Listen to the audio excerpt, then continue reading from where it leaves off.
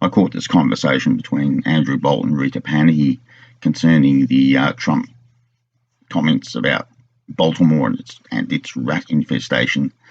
And I thought some of the things in this discussion sort of tell you a lot about where we are in Western culture and the failure to just take the bull by the horns with this issue. They're just dancing around the racial dimension of this whole question. And it's just a failure to come to grips with the real issues. As I've said in the past, black communities in America are a little bit of darkest Africa in the Western world. And Trump is called a racist. Now, of course, I don't use this terminology. According to the kind of demented leftist ideology and terminology, Trump is a racist, which is a completely empty statement. But there is a racial component to this that the conservatives need to address and take on. Anyway, I'll play you this. But you know that Trump thing? Trump is a racist, right? Because he said said the word rats and infested. It's the word infested that they are particularly fixated on because they think infestation must have some sort of racial overtones. Now, I think only a racist would actually think like that. And Elijah Cummings himself said about Baltimore, about its... Yes, this is a very good comment by Rita Panahi here, because I've thought about this before in connection with the Adam Goodes incident, where this girl calls him an ape from the crowd. And Adam Goodes wants you to make this connection between apes and black people. He's the one who wants you to think, whenever you hear the word ape, black people. They're the ones who are really striving to get this fixed in your mind. Now, in the case of the 13-year-old girl in the Goodes incident, you're talking about mind reading here, that Adam Goodes knows that this girl hates black people.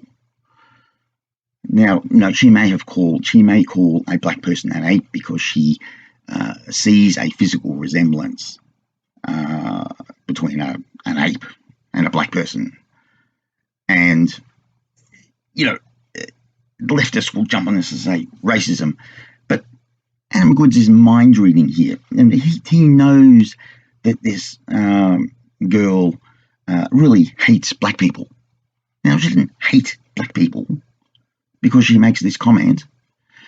She doesn't have any plan to politically oppress black people or commit genocide against black people or anything like this.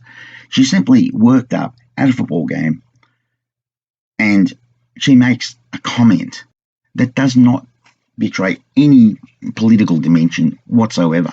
It's exactly the same as a professional cricket player who calls a black player a black bee. People are making this stuff up, that there's some sort of political, ideological machinations going on here. It's just a comment. It's just bringing out the perception somebody has, that somebody's a bit different, and they're playing to that, making a comment.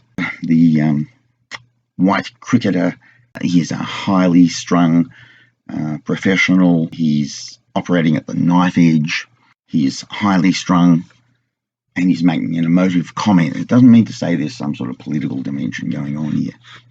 Drug infested. So was that some sort of a racial dog whistle that I missed? I mean, it is just insane. The left aren't interested in actually debating or breaking down what somebody says. It's what they imagine them to mean. It's what they, in their twisted little minds. Right. Yes, that's an expression I use a lot. Twisted little minds. This is the ideological dimension going on here. There's nothing to do with making the obvious connection between black communities in America and squalor. Doesn't mean to say you hate black people. Doesn't mean to say that you have some political program to oppress black people. I think it's got to fit a narrative. This is the thing I notice with journalism. Yes, the narrative. And this is what these conservative commentators don't get, that it's ideological mind games that the left are playing. It isn't the substance of these issues that's really at the centre of this whole issue. It's got to fit a narrative. So if someone on the left says infested with rats or infested with drugs, or the Democrat mayor goes and gags at the smell of rats and says, ugh, you know, that just no one says it's racist. Well, because it's not. Because it doesn't fit the narrative. That's what I was...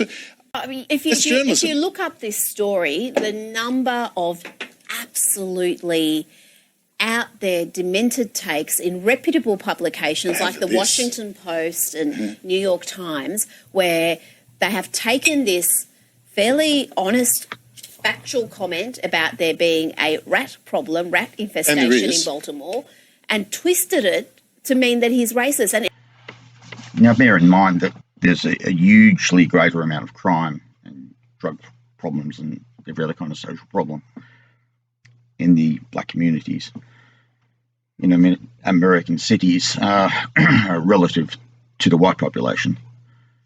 And, of course, especially in cities that have majority black populations. I mean, in Detroit, for example, was a black majority city that actually went bankrupt.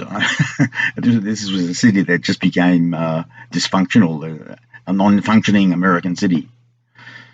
So that should be borne in mind. And really, I had more rat shots from Baltimore, but I thought better not. People will probably be throwing up. You're sitting there over your dinner, you don't want to see cascades of rats coming out of Baltimore garbage bins, which we've seen. Crime is just astonishing for a first world country. And even Bernie Sanders a couple of years ago was there and said, this does not look like a first world nation. This is third world conditions. And it does. That's exactly what it looks like. Now, of course, Bernie Sanders can say that a couple of years ago and not be called a racist, because that doesn't really matter. He's only playing ideological games here to get an ideologically subversive way of thinking fixed in your mind, and the substance of what he's talking about doesn't really matter. They love racists. They love racism because it gives them a chance to parade their moral and intellectual superiority. Just a few years ago, most Democrat figures in American politics opposed same-sex so-called marriage, but now they all support it. The same in Australia. The substance doesn't matter. It's only what is true for them at the moment that establishes their moral and intellectual superiority. No one again said, oh, that's a racist dog whistle. It's because there's an African-American community. He's talking about the third world. There was none of that. People just said, he's right, there's a problem in Baltimore. Yeah, so this issue says it all about the ideological mind games of the left and the inability of conservatives to really nail this down and who talk around issues and just don't take on board the substance, which is, in this case, that there is a definite connection between black Americans and squalor in American cities. That is the fact. And the left simply exploits this for their own ideological purposes when it suits them. That's all for now.